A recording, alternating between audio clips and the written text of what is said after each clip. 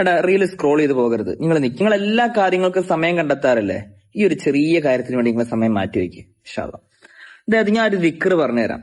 ആ ദിക്ർ ചൊല്ലുവാണെങ്കിൽ അള്ളാഹു സുബ്ഹാനഹു വ തആല നിങ്ങളെ 5 രീതിയിൽ ബഹുമാനിക്കും. ആരാ ബഹുമാനിക്കുന്നത്? അള്ളാഹു 5 രീതിയിൽ ബഹുമാനിക്കും. എങ്ങനെയൊക്കെ? 1, 10 നന്മകൾ എഴുതപ്പെടും. 2, 10 തിന്മകൾ മായ്ക്കപ്പെടും. 3, 10 അടിമകളെ മോചിപ്പിച്ച പ്രതിഫലം ലഭിക്കും. 4, അന്നേ ദിവസം അവന് ശൈത്താന്റെ ഒരു ഉപദ്രവം ഉണ്ടാവൂല. ഓർത്തു വയ്ക്കുക. അന്ന് രാവിലെ അത് ദിക്ർ പൂർത്തിയാക്കുവാണെങ്കിൽ നമുക്ക് അന്നത്തെ ദിവസം ഭയങ്കര റാഹത്തായിരിക്കും എന്നാണ് പറഞ്ഞതിന്റെ ഉദ്ദേശം. പിന്നെ 5-മത്തെ എന്താണ്? അന്നേ ദിവസം അവനേക്കാൾ അഫ്ദലായ ഒരാൾ ഈ ദുനിയാവിൽ ഉണ്ടാവൂല. ഏതാണ് ആ ദിക്ർ?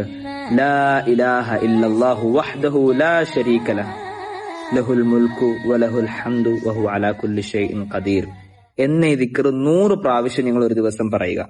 ഇത്രോ. ഇപ്പൊ എന്റെ കൂടെ പറഞ്ഞപ്പോ 1 പൂർത്തിയായി. ബാക്കി 99 നിങ്ങൾ എന്തായാലും പൂർത്തിയാക്കുക. ഈ റീൽ ഏത് സമയത്താണോ ഏത് ദിവസമാണോ കാണുന്ന ആ സമയത്ത്. മനസ്സിലായല്ലോ? ഇനി നിങ്ങൾ ചിലപ്പം മറന്നുപോയേക്കാം. അതിന്റെ പേരിൽ നിങ്ങൾ ഒരാൾക്കെങ്കിലും അയച്ചു കൊടുക്കുക. അവനിങ്ങനെ ആ റീൽ ഇങ്ങനെ ഷെയർ ചെയ്ത് പോകുന്നിടത്തോളം കാലം നിങ്ങൾക്ക് പ്രതിഫലം വന്നുകൊണ്ടേയിരിക്കും. ചിലപ്പോൾ നമ്മൾ മറന്നുപോകും, അയച്ചു കൊടുക്കുന്നവൻ ചൊല്ലും. മനസ്സിലാവുന്നല്ലോ? നാളെ ആഖിറത്ത് ഇത് എവിടെന്നാ പഠിച്ചത്, ഞാൻ ഇത്തരം നന്മകൾ ചെയ്തിട്ടില്ലല്ലോ എന്ന് നമ്മൾ കണ്ട് അത്ഭുതപ്പെടും. മനസ്സിലാവുന്നല്ലോ? ഇതൊക്കെ ഒരു നന്മ അറിയിച്ചതിന്റെ മഹത്വമാണിത്. അതുകൊണ്ട് മാക്സിമം ഈ റീല് നിങ്ങൾ ഷെയർ ചെയ്യുക.